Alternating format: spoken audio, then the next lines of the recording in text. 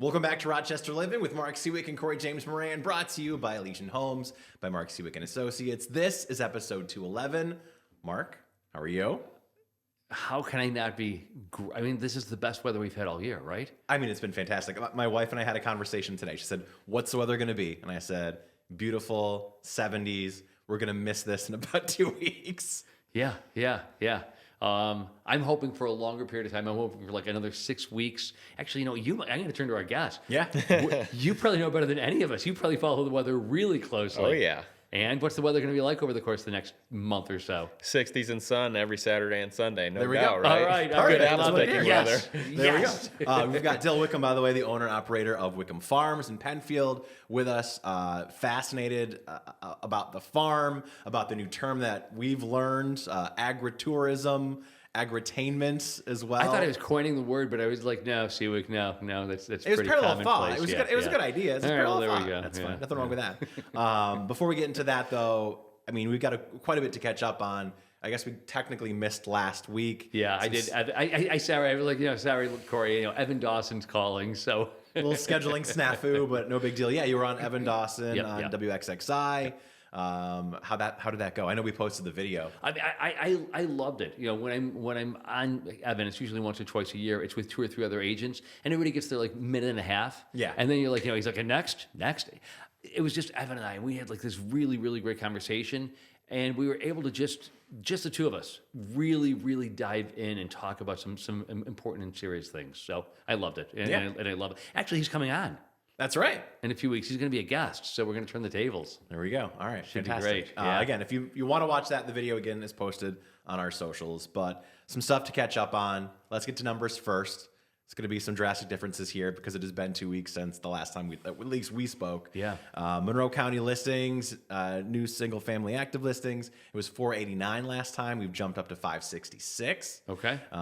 For the 6 county region, we're at 1043. That's up from 957. Okay. So jumps for both. And again, kind of attributing this to more properties sitting because the under contract and pending numbers are still going the other way. They're going down. It was 1162 the last time we spoke, down to 1094 right now for Monroe County. And then for the 6 county region, it was 1747. The last podcast, and now it's 1692. Why do you think properties are? I mean, I've got my sense of things. What's your sense? Why are properties sitting? Why longer number of days on market? Sleepy buyers. Okay. I mean, for the most part. Any particular reason? The world. Yeah, right. Yeah. I mean, yeah. like, that's yeah. right? I mean, because you would think, we'll get into interest rates here in a second, but rates are down considerably. I mean, this is what we've been waiting for, and there just isn't that buyer demand. And I understand it's the time of the year as well. To a degree, though, because families that are looking for homes are already kind of settled. But historically, September is always a great month. Yeah. October is always a great month. And I agree with you. I mean, there's a domestic malaise, which had really been impacting, I think, sales for a while. And just as rates started to come down, and again, we're going to get into that in just a moment, but just as rates started to come down, we're like, okay, this is the moment we've been waiting for. And then there was Charlie Kirk's assassination last week. Yep. And I think that fewer and fewer people are actually paying attention to real estate. And more people are just sort of like sitting there like frozen. Like, Just white knuckling it. Yeah, that's a great way of describing it. Like, what the hell's what's going to happen next? Yeah. And people just don't like to make large financial moves during times of uncertainty. I mean, we've talked about how, the properties that need some work in areas that, aren't the hottest neighborhoods, those are the ones that have been kind of suffering right now. But I walked some clients of mine through a property in Fairport, really nice house, what I would consider turnkey, listed at a price that I thought was pretty spot on, and they ended up getting no offers. Wow. I mean, in Fairport, a 3,000 square foot house, 5 bedrooms, at a good price, and they didn't get anything. That's incredible. Conversely, I mean, there are small pockets. I had an 8-family, the one at 809 East Avenue. We had 9 offers. Oh, wow. Okay. It was listed for $1 million. We had 9 offers. It sold for. We had 2 offers that came in at $1.2 million. $200,000 over asking. Yeah. But those are anomalies. It's getting spottier, it feels like. Yes, yeah, absolutely. So anyway, tell us about mortgage rates. What's going on there? Yeah, they've dropped considerably. It was 6.53% for our last podcast. We're at 6.13 right now. That's insane. I mean, this is the lowest since October of last year, right? I think.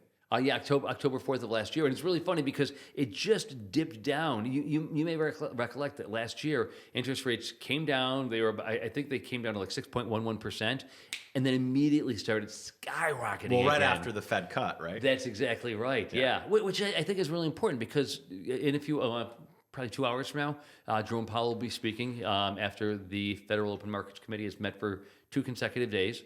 And more likely than not, we're going to find out there's a 1/4 point cut in the federal funds rate. Everybody's thinking, okay, this is it. Like, interest rates are going to drop even further. But last time they actually jumped up. Yeah. So we're going to have to wait and see. I mean, we look at the economic data too. Some of the stuff we missed last week, the jobs report came in low. It's 22,000 jobs for August against the expectation of 75,000. Yeah. There was revisions down as well, just slightly. And then the CPI report comes in. Yeah. At 2.9%. Yes. Yeah. And that is up 0.2% from the previous month. And again, I know we're repeating ourselves. I mean, sorry to jump on this. And by the way, if you want to jump in and talk about any of this, you just otherwise we're going to turn to agriculture in just a moment. We got all sorts agritourism, Mark. Yeah, well, agriculture, agritourism, and agri-tainment. So but if you want to jump in on any of this. I mean, I agree. I think the white knuckling it, people are unsure. Yeah. Also, you got a lot of people, like myself included, we got sub-3 interest rates out there. So even though rates are falling, you got to make a good deal to jump that. Yeah, and we've talked about that for, 2 years? Years now. Yeah, I can imagine. Yeah. So let me ask you this question. Since you're kind of in that position, you've got a 3% rate, what would it have to get to for you to consider, all right, we're going to make that next purchase?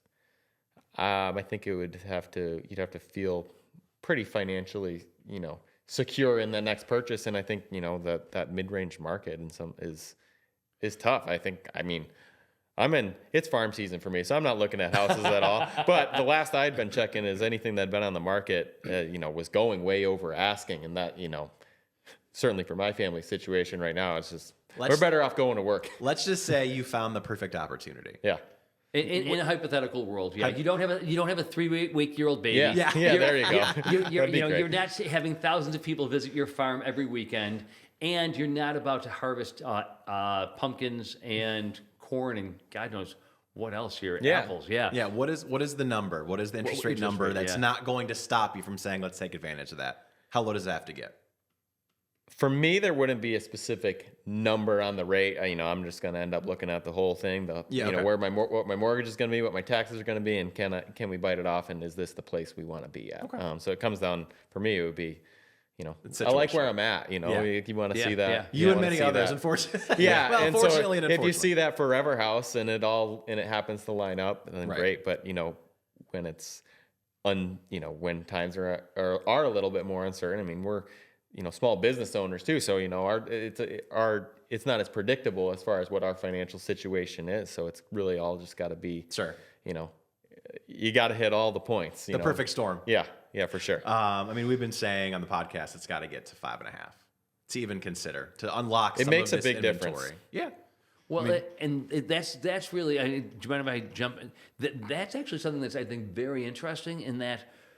Today they're at 6.13%. We're probably not going to see any further erosion of that rate at this point in time because, again, it's baked into the FOMC meeting. All right. So, what concerns me and is that in a few weeks' time, the United States Congress is going to have to debate and then vote on a budget package, a continuing resolution. I don't think the Democrats are in any mood to compromise with the Republicans. And unless there are enough Democrats who are signing onto the bill, we're going to be deadlocked. And I think that is going to cause the bond yield on the 10-year Treasury to rise again. And I hope that I'm wrong. I really hope that I'm wrong because I'm seeing some expectations. There are some revisions on the part of Moody's and others, J.P. Morgan and a few others saying interest rates Q4 of this year are going to drop to 5.8%. That's awesome. That'd be nice. But are they taking into consideration the ramifications of what is going to be a long, protracted, and brutal budget battle? Sure. So. And of course, the other million possibilities that are floating around out there of what could happen and transpire. I mean, I did a video today on my social just saying, this is what they are now. Anyone who is telling you that they're going to go one way or the other is lying to you, because none of us Mark know. Siwiec included. Agreed. Yeah. None of us, nobody knows. Agreed. Unless you have the crystal ball, we're going to have to ride this one out again. Yeah, exactly. But what we do know is that today interest rates are at 6.13%. That's cause for celebration. If you've been on the sidelines, now's the time. Now is the time. Yeah, So, we know what it is now. That's definitive. yeah, Yeah. exactly. But we'll see what the Fed does a little bit later today. I think 2:00 is when they make that Yeah, announcement. yeah, right. So next week is going to be interesting. Yeah. Anything else real estate wise? Do we talk about spreads now, or do we maybe save that for next week? Let's say for next week. Yeah, Let's I see. think so. Let's see how All it right, plays let's get out. to our guest. Yeah, let's get to Dale. So Wickham Farms. I mean, it feels a little bit summery right now, but fall is, obviously around the bend here, and I think it's a staple. It's an absolute staple in our community, Wickham Farms. Yeah. And just being able to see it grow, the agritourism aspect of it, anyways, has been really, really interesting. Yeah. Yeah, it's been fun. Appreciate it. I know a lot of shit that goes on in Rochester. Yeah. I am really plugged in and aware. And then it was probably like 7 years ago, like out of nowhere, like the calendar page turned. It's September 1st, and all of a sudden, out of nowhere, like all you hear is your name. Yeah. Over and over and over and over. Like, congratulations, like your rise. Because I think it was, 1986, 1988? It was like a farm stand, and you're selling like pumpkins or something? Yeah, for sure. No, my parents, Bill and Debbie, started the farm in 1986. Yeah, it was roadside pumpkin stands. Renting ground throughout. Fairport, had some stands in Victor, Penfield, original stand in Penfield. Similar beginnings of Wegmans, by the way. Just throwing that out there. There you go. I there didn't we know go. There that. was That's a cart. cool. Yeah. But yeah, just Look out, Danny. I'm sorry. Danny doesn't have a pumpkin shooter. Yeah, yeah. There you go. He doesn't have a candy cannon. So let's go back. Let's talk about, let's build on that. So started as a farm stand. Yeah. Kind of what was the next step? Actually, can we take a moment, because I am so fascinated by this whole story. Yeah. Was the farm started by? Listen, I did some Yeah. online research, and like, there's all sorts of confusion out there. Let's set the record straight. Yeah. There's some. So there are some stories that your grandparents actually started this, but then there's like, no, your parents started it, and Yeah. then there's So I guess I would be a fifth generation farmer. Okay. In the area. My grandfather and grandma had a farm about 1,000 acres or so, give or take, between Geneva and Canandaigua. They were vegetable farmers. They grew a bunch of cabbage and stuff like that. Wow. My dad grew up on that farm, and always wanted to come back to the farm like that. He was a farmer through and through, and he was in college in the 80s. He graduated from school in 86, and as I obviously wasn't around at that point, but as I've been told, in the 80s, interest rates went way up, right? And so it was a tough time for farmers to make it all work. And, so my dad's parents and my grandparents, they ended up selling off, their land and the farm in the 80s while my dad was away at school.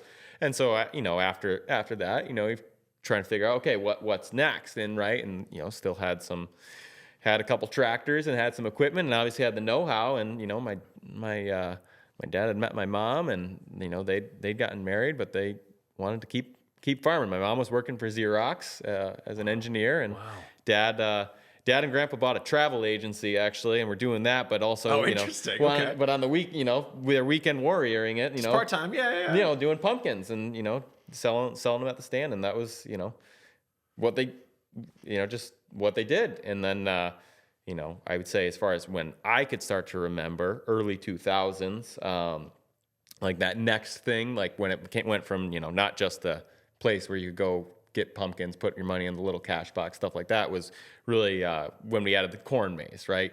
So they, bought some land in Penfield, about 8 acres, and we added a corn maze. And like then, start to remember, I was 5. Do you know what the catalyst was for that? Like, where that idea came from? Did they see someone else doing it?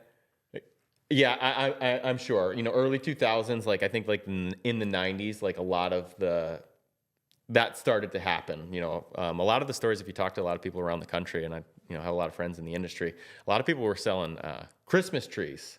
And a lot of people who were in Christmas trees first, then they were like, well, we can do pumpkins too. And then they started doing pumpkins. And then they realized, well, if you do a corn maze, you start to sell more pumpkins, and everything, kind of built from there. So a lot of that I think you saw in the 90s. Okay. And then, so yeah, they were able to purchase the land in the early 2000s. And, there you go. We had a corn maze. And my brother and I would cut it with a lawnmower and cut a different design every year. And I'd make change with a little, green money bag sitting on a straw bale in the fall. And that's what I remember as a kid. We added a barn with 32 flavors of hard pack ice cream and mini golf. I remember that. And I was probably pretty young. I don't know, 10 years old or something like that. And then, that it just kind of a little bit at a time. Slowly building. Right? Yeah. A little kiddie train ride, add some goats, and we put a jumping pillow in. Are the goats? Were they just? Yeah. Were they bought strictly and solely for entertainment purposes, or did you have goats on the farm? You're like, okay, now let's now they're on stage. I was pretty young at that Make point. It up. So I think we probably got the goats just because we had people coming out to the farm. We didn't have goats before. Yeah. Oh, that's awesome! Yeah. Seriously, that's just brilliant marketing. It really is. Right? That's one thing leads to another, right? You gotta, it's cool. So, any number of things that I'm just fascinated by. All right, let's start with how has. Well, tell me this: the research that I've done, is it true that this agri-tainment that has become more and more popular really did start in the Midwest, Ohio, Pennsylvania, and Western New York? That's a good question.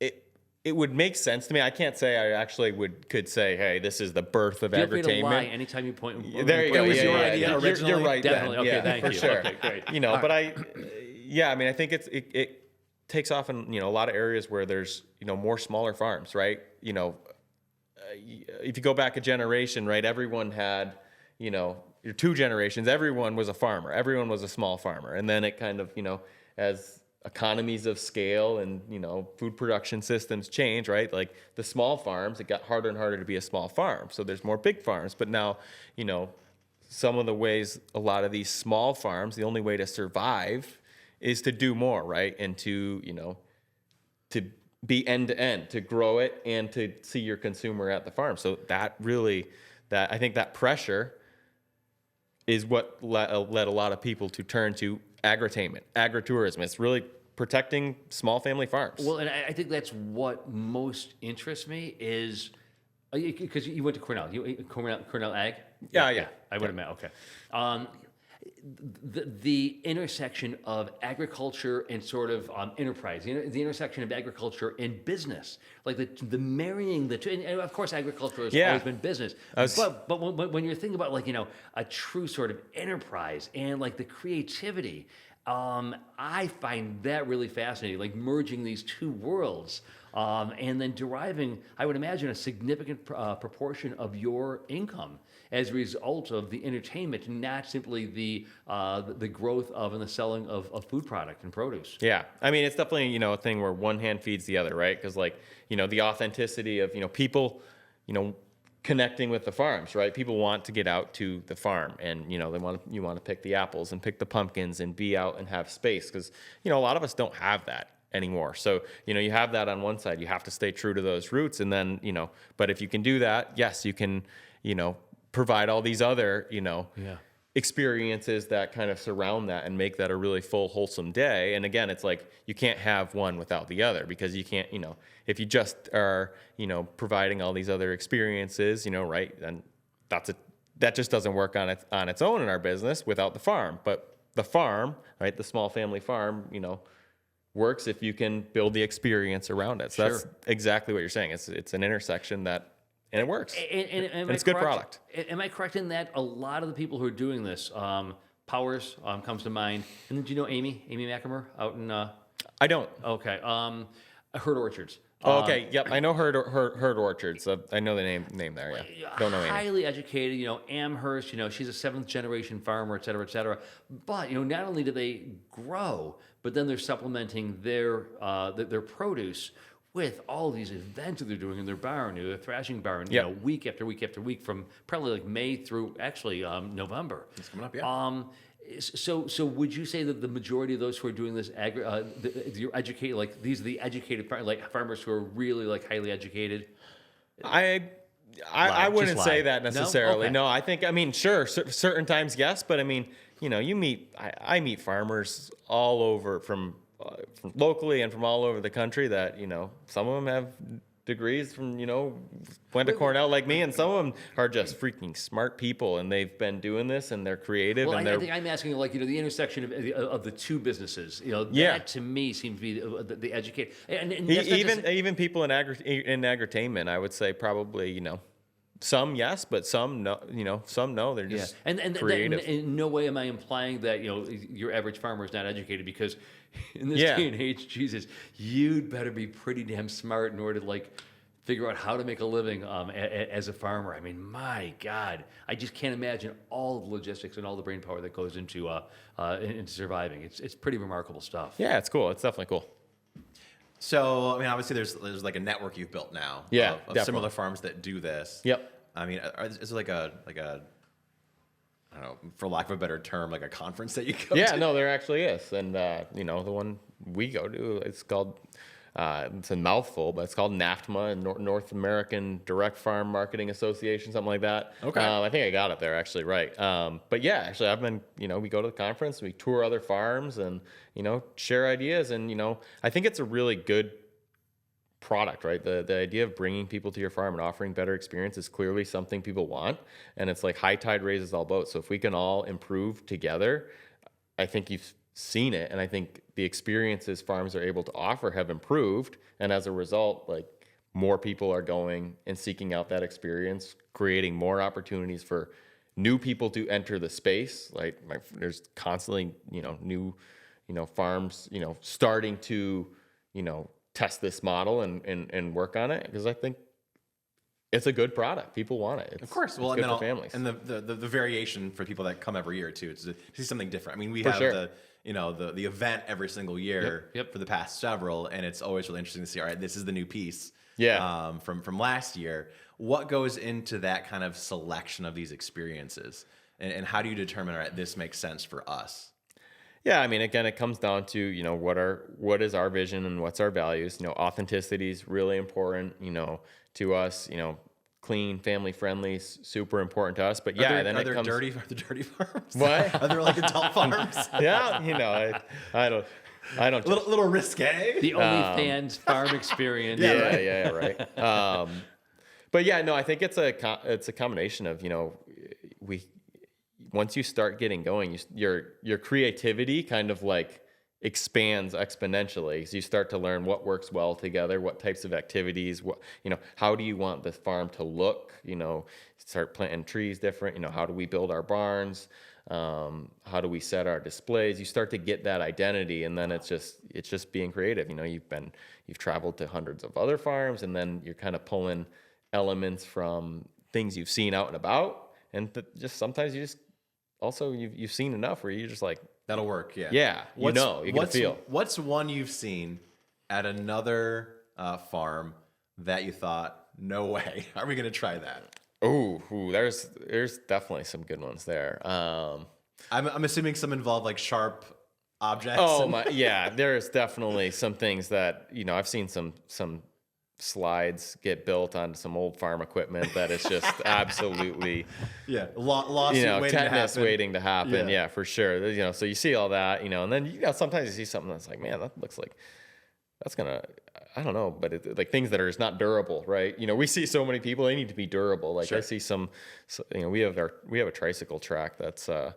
great. It's good for kids, and those things are built to hold up to some abuse from adults and kids, which is important. But I see some people try and roll some trikes that you'd have, or some pedal carts that you'd have for your kids in your garage, and it's like, that not a good idea. That is going to last till about 10:30 a.m. on Saturday morning, and then we're going to be fixing it. So All right. So do you have a dream? Like you go to this conference, do you have like a dream? Like, oh God, we'd love someday to own or to have this on our farm.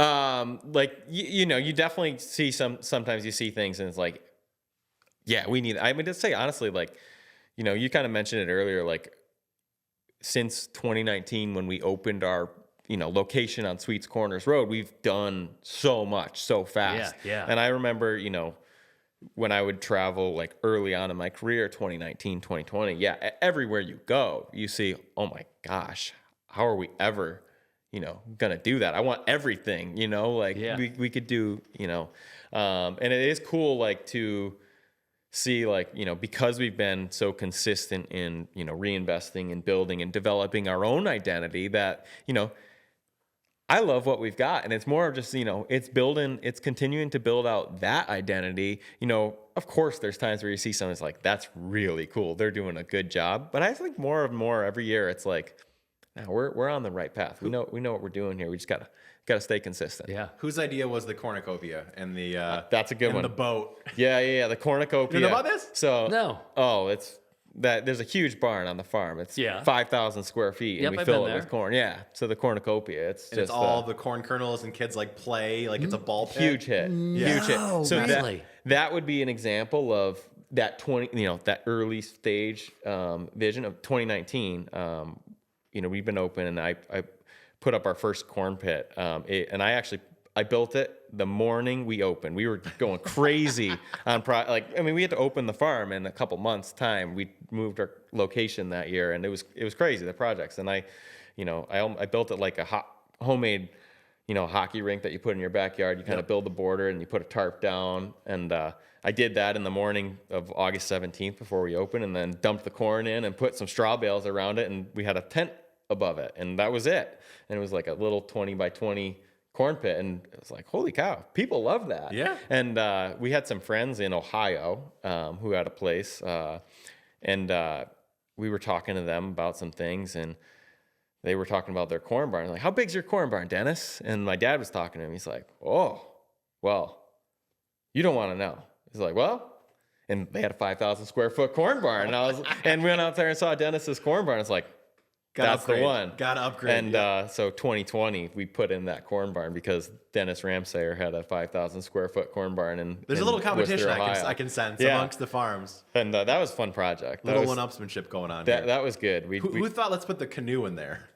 I don't know who thought that, but people love it. It's a sea of corn. You need a boat. Makes sense. Okay. I go every single year, but like I'm there to like greet all of my. So like I've never seen this. Do they allow adults into this thing? Yeah.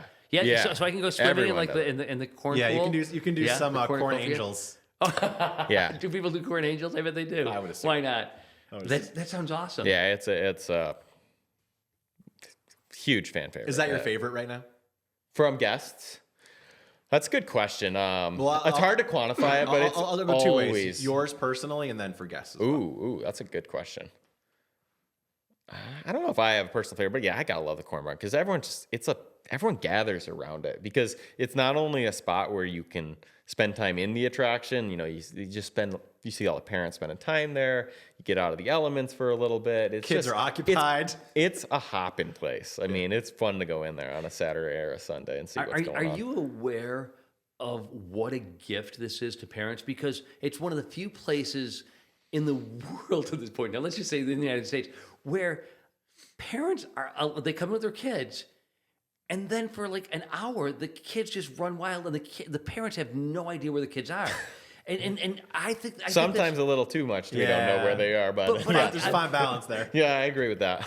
Absolutely, but nevertheless, it really is. It's very sweet in that it's a reminiscence of a day gone by, of a simpler age when you used to allow your kids to run around knowing that they were safe. For sure. You've created such a safe environment for people that the parents are allowed and they feel comfortable doing this. That's amazing. Yeah, it's funny you said that. I was, at one of our food concerts. I was restocking roasted corn last night, I think, and there was a guest who came with her son, and she was just offhand commenting to, our employee who was working the register and getting her corn, hey, yeah, they were talking about school and that they'd come from school and they'd come from like 40 minutes away, and they're just like, and she said, well, there's something about this place and it just feels so safe. Like she said, my son has autism, but we come here once a week because it's so safe. And I was like, man, that's pretty cool. That is pretty cool to stop and, take that in.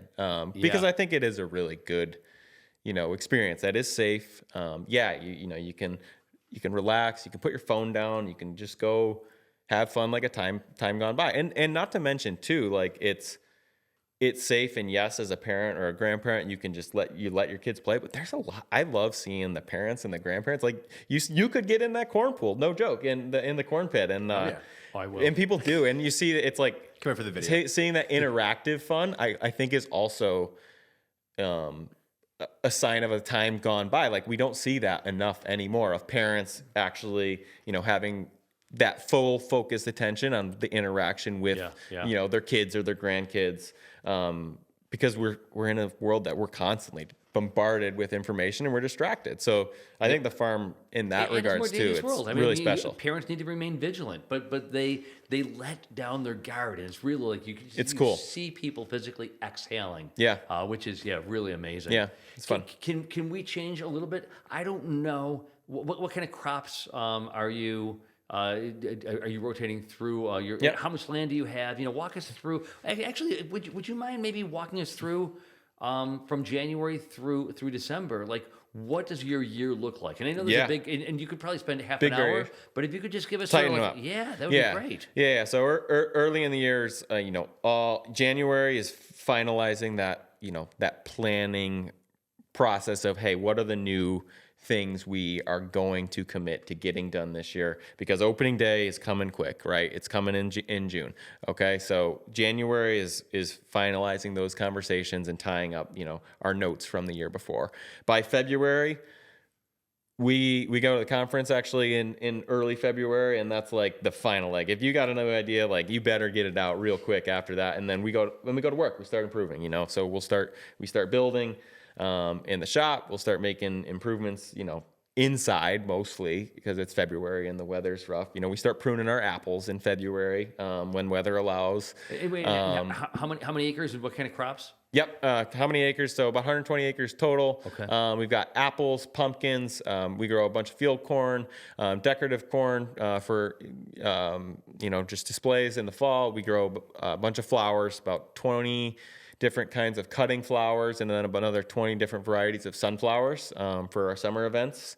And that's mostly it. Yeah. Okay. All right. So you're getting us through, you're pruning apples in we're February? pruning apples and starting to build like crazy in February. And then, in the spring, we start planting flowers and continuing to build and take care of the site.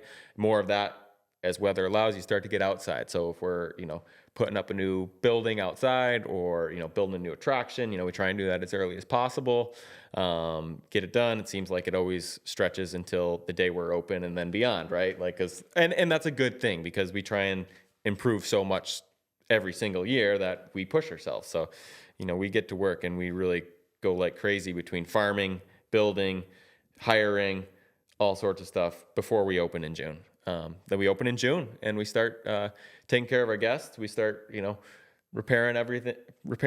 Stuff breaks every week, but we got to start, we repair it. We take care of things, and we've got our staff on that point. So it's a lot of work with the seasonal staff to start training in the summer, during our slower season. While we still have a lot of people coming to the farm, it's not as intense as the fall. So it's great training and onboarding for a big seasonal staff, like 250 seasonal staff members. Wow. We got to get, 250. Yeah. And it's a big farm. Do you realize that, like, you're describing, is your company bifurcated in this way? You're describing two very distinct businesses, but you're discussing them in a way in which there's one entity, despite the fact that, and you treat them as one entity. Yeah. Yeah. Yeah, it has to. I think so. That's amazing. And how many people, so 250 seasonal, but in general, how many people are sort of the core?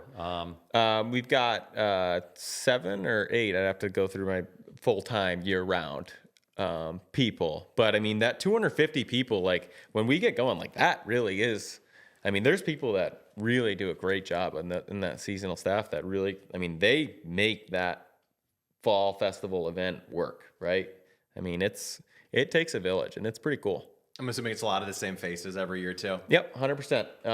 And new faces, but yes, it's good. You know, when you do a good job and you make it fun for people and you treat them well, hopefully they come back, and a lot of times they do, and we get more and more consistent people back every year. It's really cool to see. And then your peak season's coming up pretty much almost now. Yeah, so you know, by now it's like, hey, that building stuff, you know, no more new projects. Just let's get ready to welcome the guests. You know, keep the train on the tracks. You know, today's the day we're closed. It's Wednesday, we're closed. It's amazing how much happens we close for one day. But all the food service, we have 8 different food locations on the farm. Like, you got to be able to clean machines. You got to take in inventory. We had a delivery from Palmer's this morning, 3 pallets coming at 4:50 this morning that we unloaded and had to get, into the freezer. So like, there's always things happening. It's fun. I can't believe, it just sounds insane. Yeah. So how many people will come through during peak season? Like now, beginning of October, middle of October, how many people are walking through your gates on a Saturday and on a Sunday? Thousands for sure, on a Saturday or Sunday. It's a good crowd. I mean, they look at the, but the farm's built for it. It's do you have VIP parking? Don't worry, Mark just makes his own. Yeah, we see some creative spots. We see some, yes, people pulling off onto the grass, and I thought that was a spot. I was gonna try. Let's give that a go. Sure, you see someone driving on the walking path in, and it's like, you can't do that, sir. But literally thousands. It's insane. For sure. Yeah. I mean, because we'll bring, we're doing it on a Sunday. We always do it on a Sunday. We alone are bringing 300 people through. And there's just a speck in the middle of this sea of humanity. It's wild. Yeah. It's cool to see, there's an energy. You come on a Saturday or Sunday and fall, there's a different energy. And it's really, really cool because you see everyone around you is just having fun. Like, you're here to spend time and just have a good time, and it's cool. You see all the food, you see all the pumpkins. Okay, how many? Like, I consume literally, I walk out of there on a Sunday, I consume 6 or 7 donuts. It's like it's so embarrassing. Yeah. How many donuts are you making? Do you have any? You don't even have any idea. Well, I know our max capacity on the 3 machines we run is 120 dozen an hour. 120 dozen an hour, and I know there was times where it's like we can't keep up. So we push, and we do all hot donuts. So, like, so that's the hardest with donuts. Like, we made the commitment last year to say, we don't want to just serve fresh donuts, cook them, fry them up in the morning and serve them to you at night. We're like, we're going to do hot donuts. And so it's like, okay, this is a little bit of a risk, but we can do it. It's going to be great. But man, there were some Saturdays at like 2-3 o'clock where it's like, whew. But you know what? You get someone a hot donut, they don't mind waiting a few minutes. 100%. You can get it once a year. Okay. So, all right. So wait, I just got to do the quick math because I'm so interested in this. 1,500 or thereabouts per hour. When do you start making them, and when do you finish making them on a Saturday? Well, so on a Saturday, we'll have to start making them before we open to be able to have some. So we have a drink that's called the Shake Up, the Fall Shake Up. It's got cider slushy, ice cream, cider slushy, and a donut on top. And what we found with that is if we serve that with a hot donut, the donut falls apart. So we can't. So we need to have pre-made donuts ready for those. Oh, okay. So that will start, on our, we're starting 6 a.m. or so to them, and donut machine's gonna run constant through until we close at 7. And if it's if it's late October, the sun goes down, so 7 o'clock is actually probably when they stop. But okay, so just on other days, if people are still there, we're still making donuts. So just back of the envelope math, you're making 15,000 donuts a day. I mean, that in theory, could, if you were at max capacity the whole day, which isn't quite quite where we're at. I'm only giving you 10 hours. I'm not giving you 12 hours.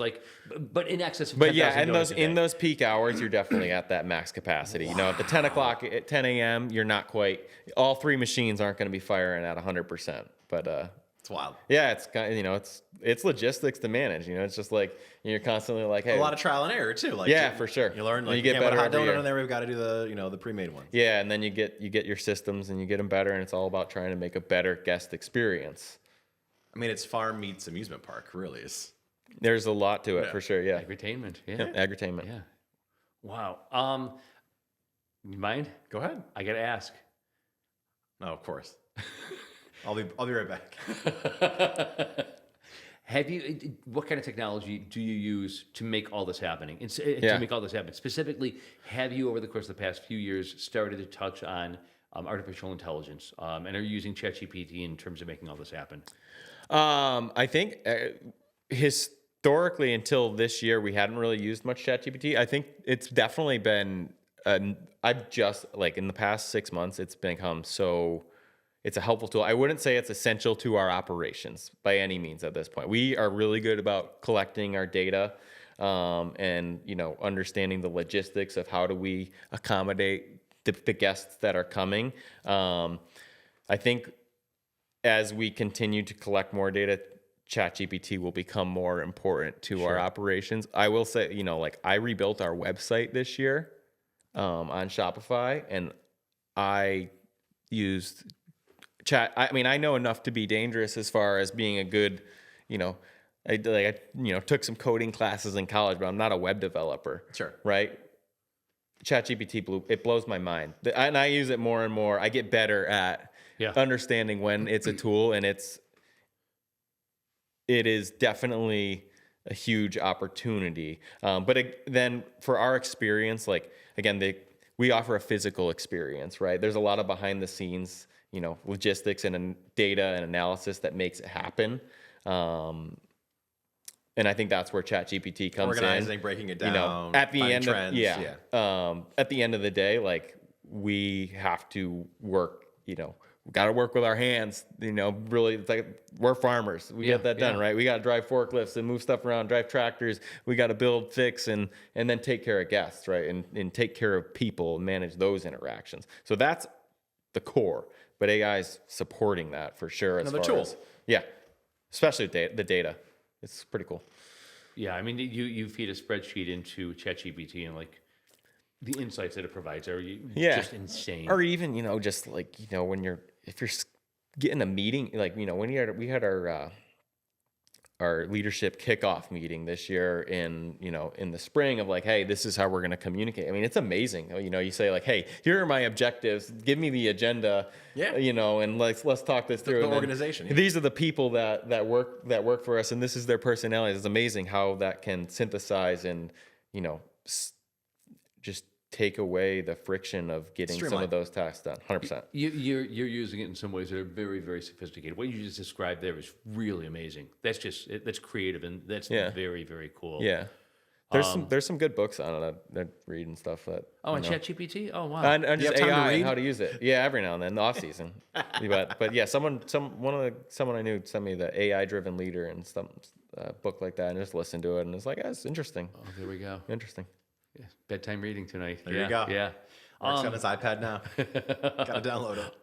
One or two more questions on my part. Amy McEmergan from Herd, she always talks about this part of the world in terms of how it's different from other parts of the world in terms of agriculture. Can you educate us a little bit about what it is about this region that makes it different from other parts of the world, and why it is either, from your perspective, like this is a great place to grow, or it's not, or what some of the challenges are, or what grows great here, the soil composition, anything like just a few moments of education, because this stuff does so interesting. Yeah, I mean, I think we do live in a big, great agricultural area. Like upstate, people think of New York as New York City, but upstate New York is is a very rural backbone, and you see that there's tons of dairies, great, really good operators in the dairy space. And we're here right up by Lake Ontario, but I think a lot of people don't know that New York State is the second largest producer of apples in the country. Wow. Behind Washington. Washington State has a ton of apples, but we're right, and that's coming from, that's Wayne County. Yeah. That's where the apples are really coming from in New York. I think a lot of people don't know that. And you get that, you got the Finger Lakes, so it's a great area to grow grapes, right? Because it's got that we have that temperate climate, and Lake Ontario helps with the apples. So, I mean, there's a variety of things that I think really do grow well in New York State for sure. It's so interesting because you go to other parts of the country and you go shopping during the fall. You've got 2 or 3 choices of apple. Yeah. Here you go to Redmond in October. It takes you hours to figure out what variety do I Well, want. yeah, I mean, and I think a lot of that too. Again, New York. Cornell's the land grant university in New York, and there's been a lot of research done to develop new varieties of apples through Cornell over the years. So there's been a lot of apples that are that were introduced here, and so that you see the variety. So interesting, really fascinating. Yeah. Corey, anything else, bud? Last question. Top 3 things right now at the farm that people should come and see. One, Billy the Pumpkin. He's a 40-foot giant inflatable pumpkin. You can't miss him. Everyone needs to come to get a picture with Billy the Pumpkin. I mean, fall food is, and I'm just gonna say fall food. That's you got your shake up, you got hot donuts, you got a new pumpkin pie shake. It's fantastic. It's a milkshake with a piece of pumpkin pie blended into it, and I crushed one the other day because I was working all day and I needed I'd been working all intake, yeah. I lose weight during the season like crazy. It's and not in a good way, but that pumpkin pie shake for sure is needed. And then you pick some apples. The food chain starts really at the farm, right? I don't think a lot of people realize how we're in an apple producing region, the second highest apple producing state in the country, and it's all coming from our backyard. It's coming from Wayne County. It's coming from we're right here in Penfield, right by Lake Ontario. So pick some New York State apples. It's a good thing. There we go. That's great, awesome. We spend a few minutes at the end of every interview. By the way, we spend a few minutes every interview talking a little bit about what's going on here in Rochester, or talking about what's going on sort of culturally. Okay. So if you got a few minutes to stick around, sure. Maybe we can. Yeah. What do you got on your end? Because there was something I wanted to talk about last week that we didn't get the chance to since we didn't record, and it's akin back to my former career, and that was the retirement of Brother Weeze. Right. Did you follow this at all, Mark? Do you know what happened? I have a pretty decent sense, yeah. Okay. So from what I was told, I had some intel on the situation because I still have people that I talk to that are in that industry. And from what I was told, there was an entire plan, right? He was going to go on the air. He was going to say, I'm going from my, truncated morning show, because it's only been a couple hours for like a year or 2 years now. And he was going to go do a couple things on the weekends. He was going to have a liberal talk show on 13 Wham. And then he was going to do like a weekend morning show or something. And that was the plan. That was what he was going to announce. They teased it for this big announcement, listen at this time. And I guess that night he couldn't sleep and he decided, I can't go from what I was to kick to the weekends. And he just decided, I'm done. Wow. And he said, that's my last show. Institution, just, if you're a fan of the show or not, the name is synonymous with Rochester. Yeah, right. And you certainly can't debate the things that he's done. I guess from where my take on this is, it's a little sad that I had a longer goodbye than he did. And it's just a shame. A guy that was on the air for 40 years. Iconic. Just kind of, all right, well, I guess we're done. And they kind of had like a little bit of a goodbye show. But you would think there could be some more pomp and circumstance than, sorry, we're flipping the station to more rock music. Without indicting anybody, present or otherwise, I have heard that these corporations aren't, it doesn't matter whether it's radio, it doesn't matter whether it's television, or at this point in time, even just traditional newspapers, print media, it seems to be a very unkind industry that when you're done, they're just gonna push you overboard. And that's right, because would you agree that he's probably the most iconic radio personality Rochester has ever known? Without question. Without a right, yeah. I Not- agree, not- and I don't even have the full perspective, but I not- know Brother not Wee's. debatable. Everybody does. Yeah. Yeah. Can you get him on here? I don't know. Maybe should have some free time. I guess he's in Florida though most of the time now. So did you know that too? He was broadcasting from Florida for the most part. No, I did not know that. Yeah. No. Not a bad gig, especially in the winter. But I just wanted to say that coming from that industry, Yeah. it was sad. Yeah, very, very, very, very sad. I'm sorry that he was treated in the way that he was. Honestly. And apparently, I guess he had some not kind words that he was going to write and say, but then his wife talked him out of it. So went out, high ground. Thank God for those supportive spouses.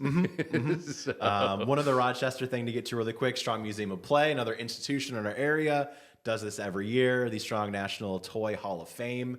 The inductees, have you guys heard? No. The 12 inductees are Battleship, Oh, okay. the board game Catan, Connect 4, Cornhole, the Furby. Remember the Furby? Yeah, I remember the that's our Furby, era. yeah. We're probably similar age. Scooters, Slime, Snow. Snow was on the list as a Nice. finalist. Oh. To play again. Yeah, sure. Yeah. I love that. It's actually kind of shocking Snow hasn't already been inducted, you'd think. It's very. How are they going to innovative. keep the exhibit, though, to show? I don't know. A little big freezer. Right? Yeah. The Spirograph, Star Wars lightsaber, Spirograph. Come on. Tickle Me Elmo, and Trivial Pursuit. Tickle Me Elmo is a little creepy. A little bit, yeah. A little. But the craze was, I remember the craze was nuts. Everyone could not get their hands in that thing. They're losing their minds. Yeah, that was the era of the Beanie Baby, wasn't it? Yeah, It was the around similar, yeah. And then what was the green guy? You would stretch him. Stretch Armstrong. Stretch Armstrong. Yeah, he was that same era, right? Yeah, did not make the list for this year. But voting happens now through the 24th. Then they induct the final winners in November. So always kind of fun to follow that. There we go. So I don't know if you know, but 2 years ago, we cut our corn maze. It was the 25-year anniversary of the National Toy Hall of Fame There at we go. Strong Museum, and our corn maze design was Toy Hall of Fame. There we go. Look at that. It had, that's great. I think it had like the, Didn't even know the it had connection. like the Magic 8 Ball on it. Maybe there's a couple others that I can't remember, but it was cool. That's fun. That's really fun. So, and you've done, this is a perfect segue. You've done something, you've a tribute to the Bills, haven't you? Yeah. Yeah. Last season at the Ralph. Yeah. There we go. Thank you. It says or end of an era. Thank you, Ralph. And it's got a picture of Highmark Stadium, as the design. And then off to the right, there's a little broken table, tribute to Bill's Mafia. I don't know if anyone's really caught that, in mainstream. I think everyone like kind of sees the stadium and they're like, yeah, they see the stadium. But That's if you look hilarious. off to the right, it's got a broken table. A little Easter egg. That there, was my right? little ad. But yeah, Little tip of the I cap. drew that one up. I'm proud of this one. You should be. That's great. All right, so what's your prediction for the game? Today's Wednesday, tomorrow night. Oh, Dolphins are in trouble. Yeah, they're not good. Yeah. There we go. They're not. I don't think so either.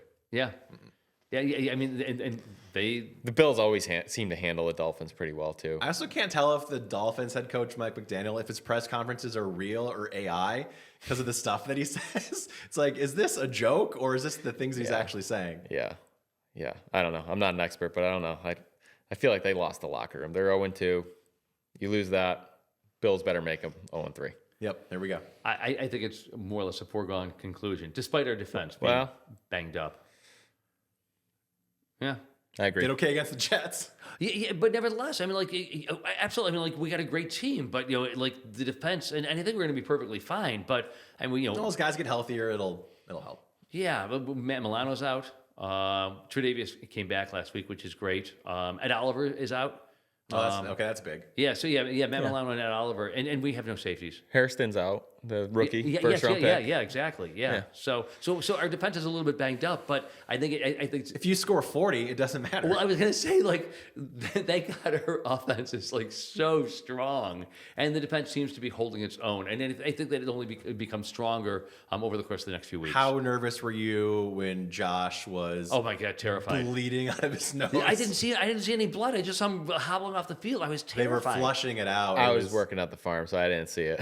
I heard it. I read Yeah, about it. My yeah. brother told me about it. The but- announcers were very worried because they were like, he doesn't come out of games. If he's coming out of the game, it's got to be something like really bad. Yeah. But obviously, And he it'll was, be okay. and Josh himself was so personally worried that he just ran off the field. Holding his signaled head from like- yeah, exactly. He ran off the field, and Trubisky literally had moments, not even seconds, moments to like don a helmet and like go out there. Then completes a great pass immediately. Yeah, exactly. Listen, the guy was a second-round draft pick. Yeah. Or second overall, right?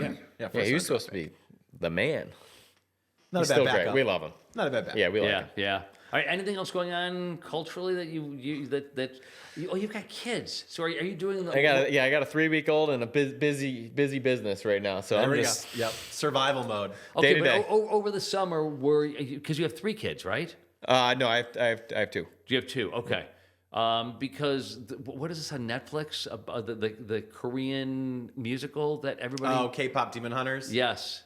I haven't watched it yet. I've heard about it. My kids aren't into it yet, but it's coming, I'm sure. Don't even Never know heard about of it. Yeah. Okay. No, let's see. My oldest son's into TTPO, the Korean train.